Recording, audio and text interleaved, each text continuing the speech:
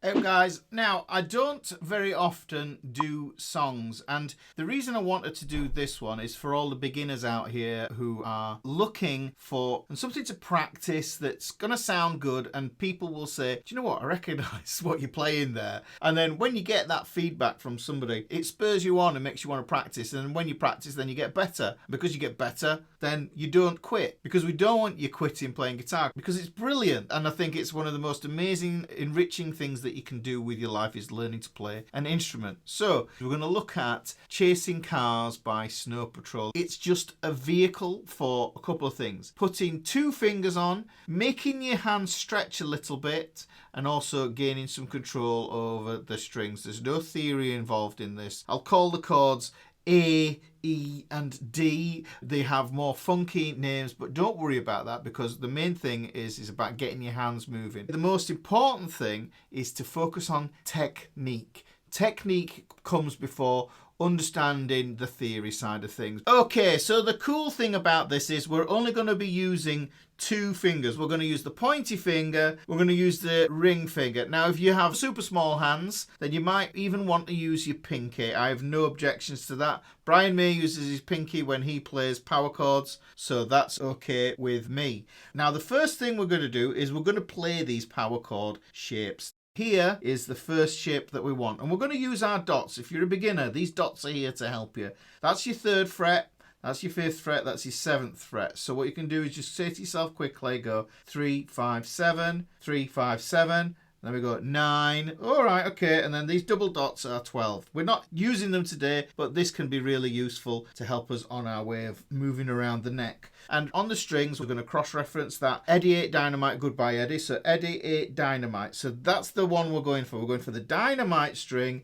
at the 7th fret. It's kind of a grid reference if you want to think about it. I think of the fretboard as being like a chessboard. It's 2 axes. So 7 on the D string there. So we've got 7, we're using that dot to find that, and then we use that Eddie 8 Dynamite. So we take that there, and then what we're going to do is put this 3rd finger on here, and you can see there's a diagram there to help you so you understand. The diagram is a symbolic representation of the fretboard, and it's showing you the numbers. You see where the number 1 is? That's telling you that this is finger 1, and this is known as finger 3.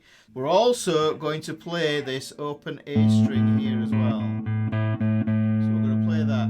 We can use fingers, or we can use a pick if we want to. I'm going to use a pick for this. See, that's the shape that we have there, that power chord. And like I said, it doesn't have to be the 3rd finger, it could be the pinky, which might make it easier for the next thing that we're going to do. So the strings we're going to use are the A string, the D string, and the G string. We're just going to move between plucking the D string and the G string.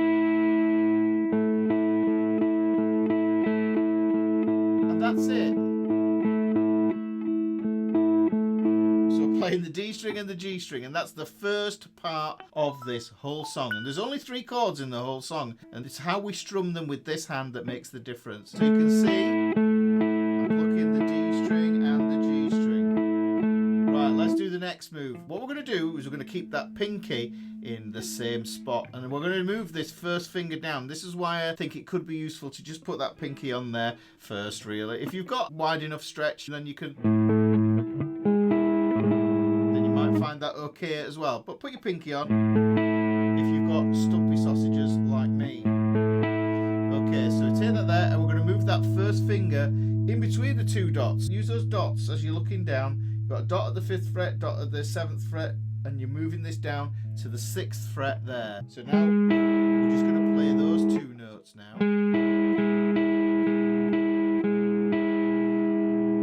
Right, okay, that's pretty cool. Now that can make you feel a little bit stressed out because it feels stretchy. But here's the thing, what we're going to do is we're going to take that 1st finger off, which means you've only got your pinky on, which means you can just have a moment's relaxation. Just chill out while this is happening.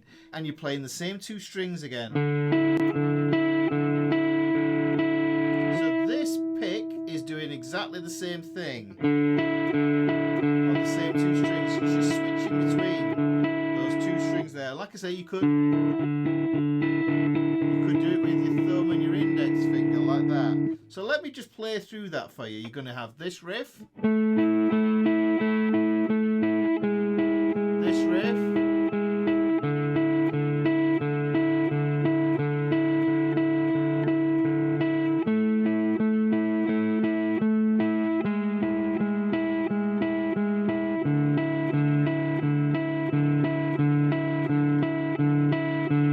so this first one is the A5. We're just going to call it A. That's how that one goes. We're going to move down to the E, which is the E over G, E/G sharp. We're just going to call it an E. And then when we take that finger off, we get that D there, which is a D add 2 sound, if you want to think about it in that way. Or a D add 9. Putting that together, we get this shape.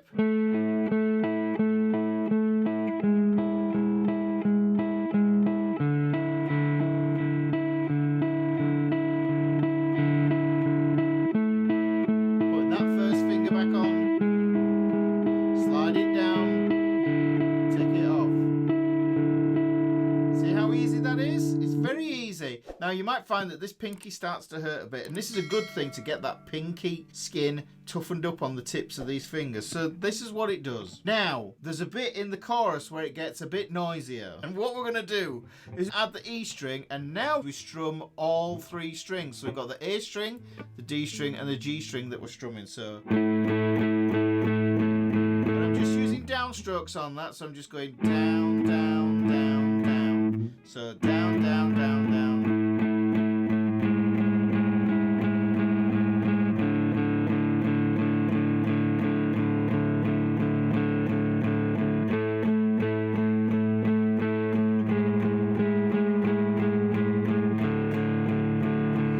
My thumb over the top here just to keep that E string silent, muting it out with that thumb tip there. It's what I call a muffin top. You know how a muffin comes over the top of the muffin case when you bake some? I hope that's what it looks like.